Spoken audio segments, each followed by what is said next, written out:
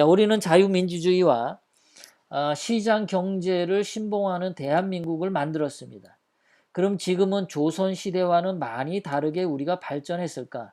대한민국 국회의원들은 정말 조선시대 양반들과 똑같을까? 좀 더 나아졌을까를 한번 보도록 할게요. 자, 대한민국 국회의원의 전과자 비율이 말이죠.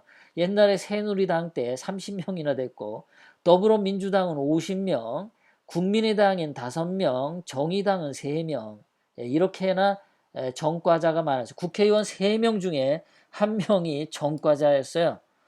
이런 쓰레기들이 국회의원을 하고 있습니다. 자, 지금 20대 국회의원이죠. 2016년에 선출된 이 국회의원들, 현재 국회의원 300명의 직업 비율을 봤습니다. 그런데 경찰 출신, 공무원 출신, 교육학계 출신, 군인 출신, 기업인 출신, 법조인 출신, 언론계, 예체능계, 운동가, 의료계 전문직 쭉 봤는데요. 국회의원 직업 비율을 봤더니 옛날 조선시대 때 사, 농, 공, 상 있지 않습니까? 예, 양반들, 선비사. 자, 문과 출신의 국회의원이 78%예요. 선비계급, 예, 문과 출신이 78%나 차지. 자, 산업공상에서 농촌 출신의 국회의원은 없고요. 공업 출신, 상업 출신, 예, 그러니까 이과 출신의 국회의원은 11%밖에 안 됩니다. 자, 의료계, 뭐 전문직, 예, 이런 사람들은 11%밖에 안 돼. 그러니까 대한민국 국회의원 300명 중에 78%가 조선시대의 양반들처럼 입만 가지고 정치 싸움 하는 놈들로 대한민국 국회의원이 구성돼 있더라. 지금은 조선시대가 아닌데도 대한민국 국회의원 숫자가 이렇더라. 그러니까 이 문과 출신들이, 예, 기술을 알겠습니까? 무슨 과학을 알겠습니까? 세상에 그런 것들을 알겠습니까? 문과 출신이. 뭐 문과 출신의 대표적인 게 법조계 인간들. 법조계 인간들.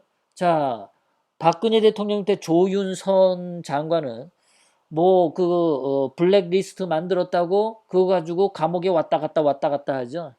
그런데 문재인 때 환경부 장관 김은경은 얘도 블랙리스트 만들었는데 얘는 감옥에 가지도 않았어요.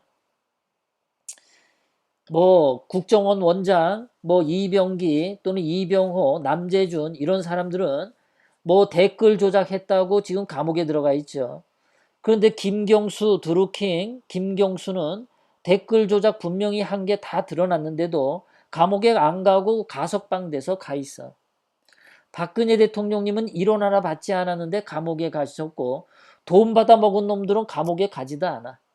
이게 법조계에 있는 놈들이 이렇게 개 같은 짓을 하는 겁니다. 문과 출신들은 이렇게 개 같은 짓을 할 수밖에 없어요. 이게 조선시대랑 다른 게 없는 거예요. 그러니까 이 문과 출신 놈들이, 이 문과 출신이 지금 78%로 했죠. 이 입만 가지고 사는 놈들. 이놈들이 만들어낸 게 박근혜 대통령님 불법 탄핵이잖아요. 조선시대랑 똑같이 거짓말 태블릿 PC를 만들어내서 거짓 선동을 해서 박근혜 대통령님을 감옥에 집어넣는 놈들이 바로 이 문과 출신 놈들이, 이놈들이 하는 짓이에요. 그래서 대한민국 국회가, 대한민국이 정말 살아나려면 대한민국 국회에서 이 문과 계통놈들은요, 진짜 20%를 묶어야 돼. 나머지 80%는 공업계, 상업계 뭐 이쪽으로 해야 돼요. 정말 전문가 출신으로. 이 국회의원 자체가 이 머리에 등거 없는 놈들이 너무 많아요. 문재인도 이거 문과 아닙니까? 이거 고시 공부하고. 어? 너무 무식한 놈들이 국회의원을 해가지고 대한민국을 이따위로 만들고 있는 거예요. 그러니까 조선시대처럼 맨날 거짓말만 하고 싸우고 있지 않습니까? 자, 우리나라 대통령들 직업을 봤어. 이승만 대통령님은 문과예요. 박정희 대통령님은 군인인가요? 군인은 문과가 아니죠. 예, 엄밀히 말하면 이제 무인인데, 자, 요즘에 현대 사회의 군인은 총과 대포, 뭐 비행기 이런 거를 다뤄야 돼요. 이것은 기술을 다뤄야 되는 거죠. 그러니까 조선시대 때는 무인이라고 할 수 있지만 지금의 군인들은 그런 기술과 과학을 이해를 해야 되기 때문에 이과로 제가 넣은 겁니다. 예, 문과로 넣지 않은 거예요. 실용적인 기술을 이해해야 되고 그 조직을 운영해야 된다는 점에 있어서 전두환 대통령도 이과였죠. 박근혜 대통령도 이과였어요. 전자공학과 출신이죠. 그러니까 대한민국 대통령들이 그래도 이과 정신으로 있는 사람들이 대통령을 잘한 거예요. 예, 실용성이 있기 때문에. 그런데 북한의 김일성은 강도였죠. 김영삼이도 문과 출신이었죠. 김대중도 이거 뭡니까? 얘는 평생 그냥 한량이었죠. 놀고 먹는 양아치였죠. 예. 뭐 국회의원 하고 이랬으니까 문과라고 봐줄까요? 노무현이도 고시했으니까 문과죠. 이명박이도 무슨 뭐 경영하고 그랬죠. 문재인도 고시했으니까 문과죠. 대한민국에 문과들이 권력을 쥐면은 대한민국은 망한다라는 것이 여기서 나오죠. 대한민국이 정말로 새롭게 살아나려면은 문과들은 이 정치계에 못 나가게 틀어 막아야 돼. 법률적으로. 국회의원 수의 20% 이상 넘지 않도록 꽉 묶어버려야 됩니다. 나머지 80%가 이과 출신으로 해야 돼. 이과로. 이거 하지 않으면 대한민국은 조선시대처럼 맨날 거짓말로 싸운다라는 겁니다. 이 조선시대도 그렇지만 지금도 보면은 대한민국은 거짓말이 너무 난무합니다. 임진왜란 때도 제가 전에도 말씀드렸지만은 그 김성일이 일본 갔다 와서 도요토미 히데요시는 조선을 침략하지 않을 거라고 거짓말을 해서 당시 조선 백성 1000만 명 중에 200만 명이 학살당했습니다. 거짓말한 것 때문에. 그런데 그러한 것들에 대해서 우리 학교의 역사책에서 거짓말은 나쁘다라는 것을 가르치지 않아요.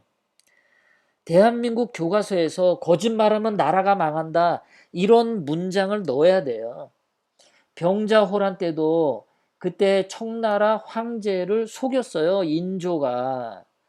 인조가 지금의 문재인처럼 깔짝깔짝 청나라 황제를 화나게 만들었어요.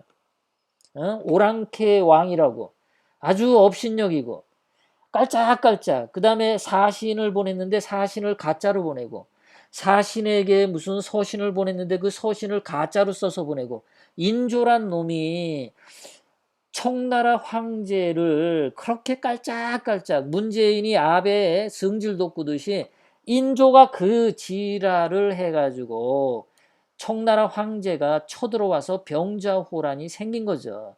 그래서 인조가 남한산성으로 피난 갔다가 끌려 내려와서 한겨울에 땅바닥에 얼어서 단단해진 땅바닥에 그 이마를 9번씩 찧었다는 거 아니에요. 거짓말 때문에 병자호란 생겼잖아요. 다 거짓말 때문에 임진왜란 병자호란 생긴 거잖아요. 당파 싸움 때도 다 거짓말로 양반들 싸우잖아요. 4.19 때 김주열이 뭐 눈에 최루탄이 박혀서 나왔다 그러는데 그것 지금 보면요. 이거 빨갱이들이 일부러 만든 거라는 생각이 들어요. 그때 1948년도인가 대구에서 그때도 인민폭동이 발생했어요. 그것도 다 거짓말이죠. 시체 파리해가지고 그 병원에 있는 그 시체들 가지고 나와가지고 이게 마치 한국 군인들이 대구 시민들을 학살한 것처럼 그때도 그렇게 해가지고 대구 인민폭동이 생겼죠. 김대중이 얼마나 거짓말 많이 했습니까? 김대엽이는 뭐 이거 김대엽이 여러분들 잘 아시는 저기 거짓말로 그래서 김대중이 대통령 된 것도 김대엽 거짓말 때문에 된 거잖아요. 광우병도 다 거짓말이고 손석희 거짓 태블릿 PC도 거짓말이고 헌재가 박근혜 대통령 거짓 파면 선고한 것도 다 거짓말이잖아요. 대한민국은 지금 국가와 국민을 상대로 거짓말하는 놈들은 그냥 씨를 말린다 하고 헌법 제1조 1항에 넣어야 돼요. 이거 아주 대한민국 국민들의 아주 더러운 이거 버릇이에요. 이게 거짓말하는 거. 뭡니까? 뭐 논문 표절하는 것도 다 거짓말이고 학위 거짓말로 하는 것도 거짓말이고 왜들 한국 사람들은 그렇게 속이는지 몰라. 이런 거짓말을 한 것에 대해서 누구도 한 번 처벌을 받은 적이 없어. 네. 누구도 국가와 국민을 상대로 엄청난 거짓말을 했음에도 불구하고 처벌받은 적이 없어. 그러니까 대한민국 국민들이 아주 거짓말에 능해. 이 국가와 국민을 상대로 거짓말하는 거 이거 없애지 않으면요. 참 대한민국 재건되기 힘든다라고 생각합니다.